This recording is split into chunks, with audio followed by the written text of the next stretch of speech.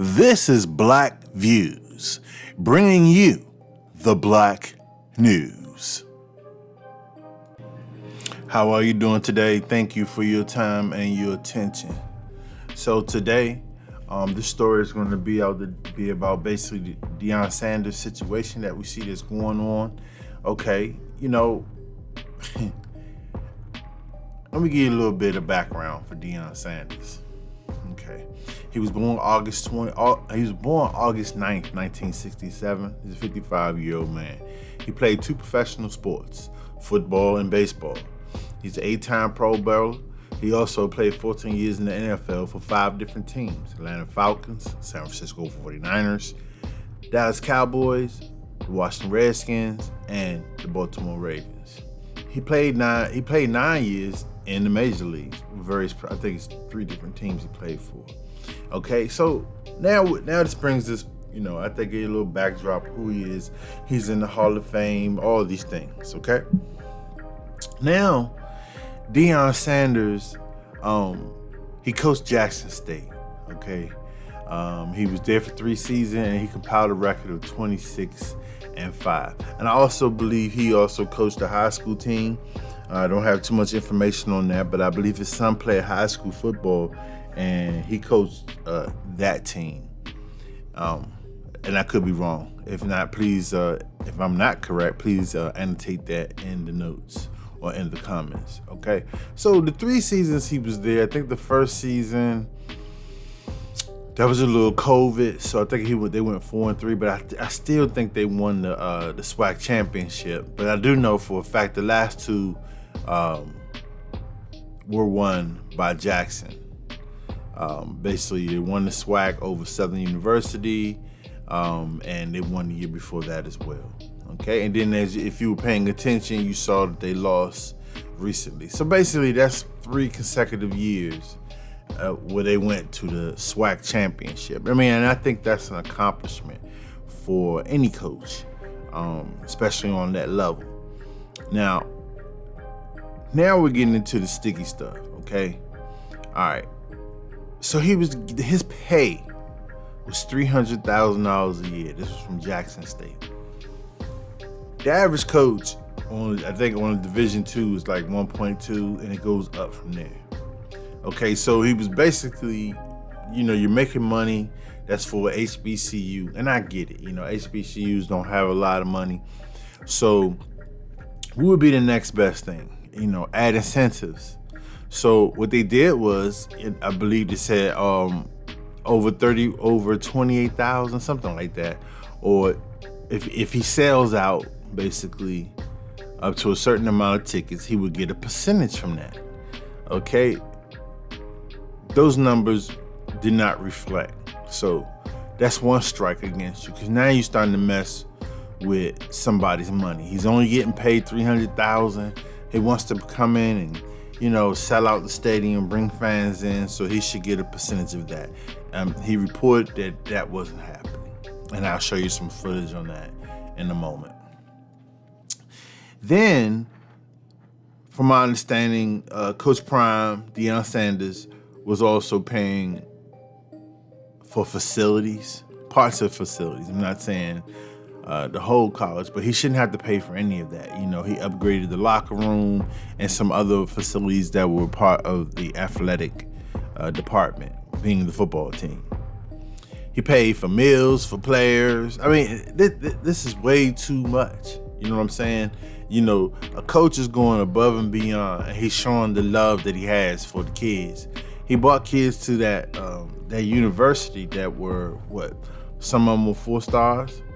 Among the athletes they have never seen there before, he was bringing to that university. Okay? All right. So now we're going to fast forward a little bit. We're going to talk a little bit about he got an opportunity to coach at Colorado State. And what it appears is that, a better opportunity came along and he took it. Most people would take it, okay? But that's not the only reason why he left. He just didn't leave because there was a better opportunity somewhere else. He left because the way he was being treated at Jackson State. Come to find out, He also had plans for a TV deal within Jackson State, but that's not what they wanted. For some reason, they couldn't fulfill that. He also had other plans of trying to move out of that division or end up in the upper division, trying to put them on the map. But he was getting resistance from the president of the university. And from my understanding, I live in the DC area, and I have been all my life how university has been part of us. And you can see the ratchetness that goes on there. You can see what happens within the administration. Not only that, gentrification and everything that has taken over HBCU schools. So it's not just that it's just black people there. It's just other people there. It's just found a way to be involved in control. So I can imagine this is going on the same in other HBCUs. But we have a real problem. Okay? We have a problem in our black establishment. When I say black establishment, I'm saying as far as, okay, you got middle class, upper class, and you have poor class. I hate to say that, but these are facts. We have people that fall in those categories.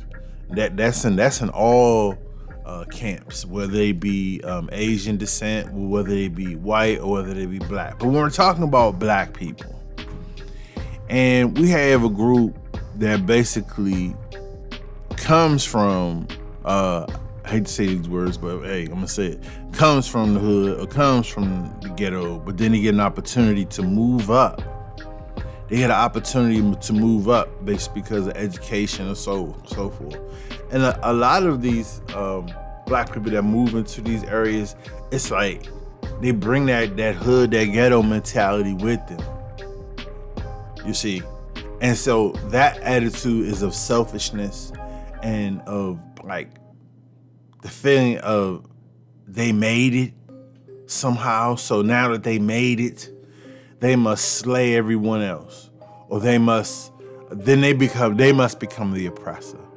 Or they must somehow, it's like black people have lost the fundamentals of working together, working as a team, and having a purpose.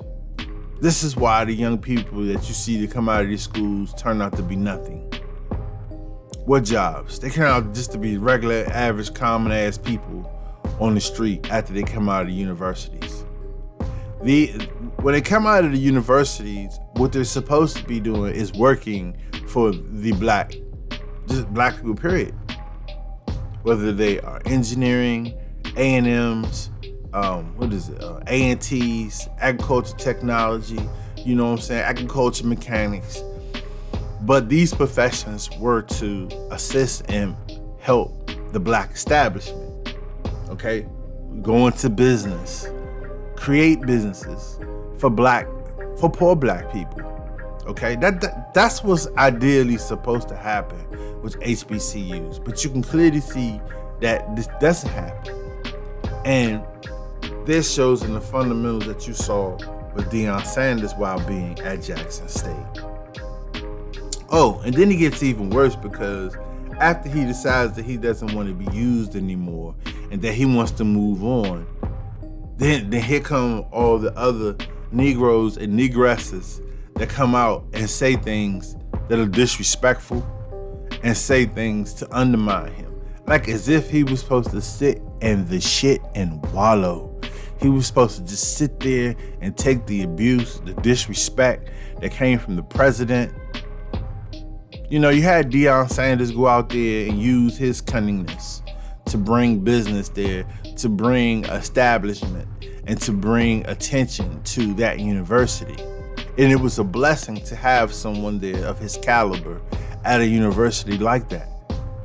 Okay? So you have Jackson State, who basically, there was no one in those football stands to have a full-blown out, sellout stand. Sellout stadium. And my man can't get paid. Then he tries to bring up TV revenue, try to get a TV deal, maybe something exclusive. Maybe where kind of like you do Notre Dame, where Notre Dame has NBC. Nobody gets in the way of that money. That's money. That's a money. That's a contract that was created because how well that team was playing, or for whatever reason. And so Deion Sanders wanted to bring that for Jackson State University. But that wasn't going to happen. Because every time he tried to bring something to help the establishment, the people that were already up, like the presidents and the deans and all these people, were fighting him all the way. So why should I stay there? Where basically you owe me $300,000. You couldn't pay me all of the $300,000. Then the incentives, first of all, I'm underpaid. So maybe you thought that you was gonna give me an incentive so that I would stay. And I think he would have just did it just for the kids. So you can't say he wasn't there for the kids. It didn't have students come out and other jackasses come out and say things. I waited a while before I came to a conclusion. But me personally, I say this, having been a coach, why stay there? Listen, think about football. If you ever been a coach, you have little league, you have high school level, and you have college level. Like, bro, I love the kids on the little league level, but I do want to coach high school.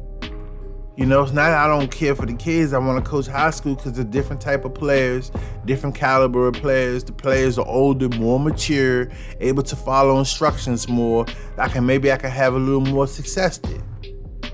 So then there's a high school coach sitting somewhere saying the same thing. Wow, I would like to move up to the college level.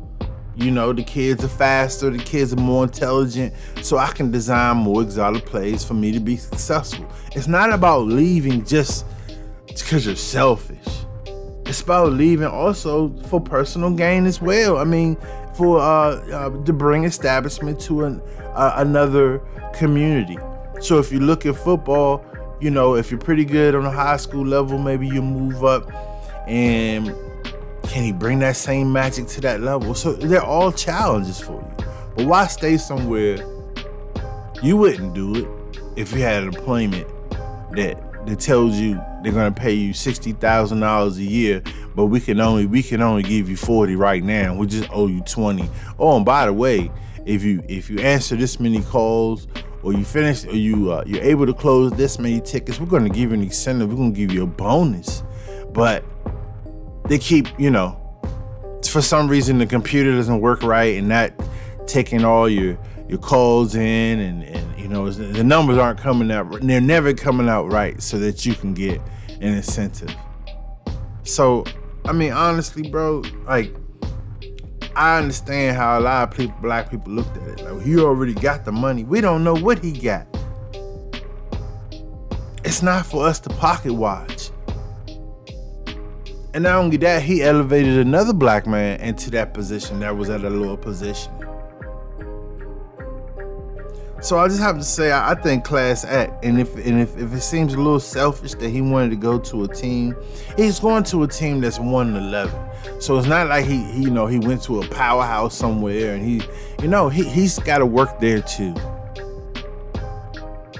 He's got to work there too. And black people, we don't even do enough for each other to expect for someone just to give us all of them, and then you don't even support like you're supposed to support. Man, look at those devils, man, that sit there and they're sitting in those administrative offices, and they're just being, disgusting. All kinds of scandal going on. Money is missing. The kids aren't being taught. The dorms look like shit. You ever been to a HBCU and check out and see how the sports teams are doing? Find out and see how they eat. Yeah, and they'll be the first to tell you. Oh yeah, the dorms are horrible. They're horrible. It's just that some of them are just like Section 8 housing. And I'm not lying to you. In some cases, HBCUs have safety issues. Okay, because many of the universities right across the street from the hood. You know what I'm saying? Or some of them in the hood. You know what I'm saying? And so there's a threat element there. But that's not the whole point of this conversation. The point of this conversation is basically you had someone that was there that knew how it ran on the upper echelons, and he wanted to bring that experience to a HBCU. You see, this is why you have so much theft going on within organizations, and particularly, have you ever heard when you hear black people say, "Well, I'd rather go to the white one." They say that because of the way it's ran, the organization is ran. You see, we get black people that get in these positions and they forget what they're there to do, the job they're supposed to do. The job they're supposed to do with integrity. Okay? Not just to be on top, not just to be the boss, but to apply, to use the wisdom to apply all the knowledge that they have to be a good manager or good supervisor or a good president. You see, and these are the type of people that we have that are they're just blacks, even in management, or they're in charge of HBCUs. They're in charge of all types of shit that's ran inappropriately. They're ran with their feelings and not by the process and procedure. And this is the reason why a lot of these black entities don't last long. This is why your HBCUs are lasting everything. And I'm not here to jump on HBCUs, but we have to look at what we have here. Deion Sanders, who's an all-pro professional. He understands how football is run. He went to Florida State University, so he has connections. He's coached, so he has connections. He had the opportunity to make the football organization within Jackson State even better. But I mean, there's a point where you have to move. You just have to move on, especially when you deal with something that is janky. And for black people to come out, and it's not all black people. Remember, it's always the minority of black people that get heard. Okay, so what you're gonna hear is all kind of babble and shit about nothing, about achieving nothing, about having a degree in something that's not useful to your people at all. Black people are not to be in competition with each other. We're supposed to hail each other up, but we don't have that concept. The devil is within our midst. So the only thing that we are supposed to do is, you want to know how you fight white supremacy? Don't break the laws. Follow the rules. Don't be in the street. You want to see how not to get arrested, how not to get your brains beat out of you? Be where you're supposed to be and be doing what you're supposed to be doing. And maybe the good Lord will look out for you. And that's just how it is. Because the empire you live in, you can't fight it. Or you'll die. Like everyone that's tried to fight this empire. And the way you fight it is what is holding back. Holding back on temptations. And I didn't want to get too much into that, but let's go back to Deion. So at the end of the day, he moved on, man. He moved on to something greater and bigger. Some money that may be guaranteed to him, better recruits, better facilities. He did bring shining light to Jackson State that they can emulate and that they can continue to, copy the methods that he used to be outstanding. But in my experience, it won't last long. In HBCUs, it just seems to be a certain level that they'll never surpass. And ask students. You ask the students that went there. I'm not making this up. You let them tell you about how some of these HBCUs just basically neglected them, neglected education, neglected they talk a good word, but they're not there to support you. And when the stories first broke about Deion leaving and all these good things, I didn't want to be the first to jump out there to say anything. I wanted to wait first and see what happened. You see all these people that knee-jerk reaction was, Deion sold them out. No, Deion did a great thing. Deion stood there for 3 years. I think 4, right? 4 playing years or 3 years.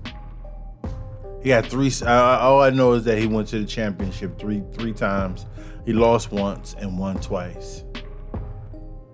That is phenomenal. And nobody's saying, man, that is phenomenal. Nobody's saying that. No, they're mad because he's moving on because he's tired of being mistreated.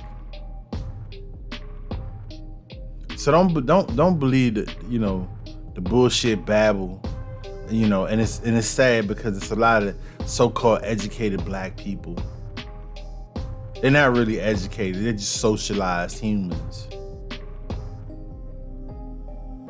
And hope you have a good day. Please comment and like. Also subscribe. Please leave some details in the comments if what your thoughts are, what you may have thought. So this is Black Views, bringing you the Black News.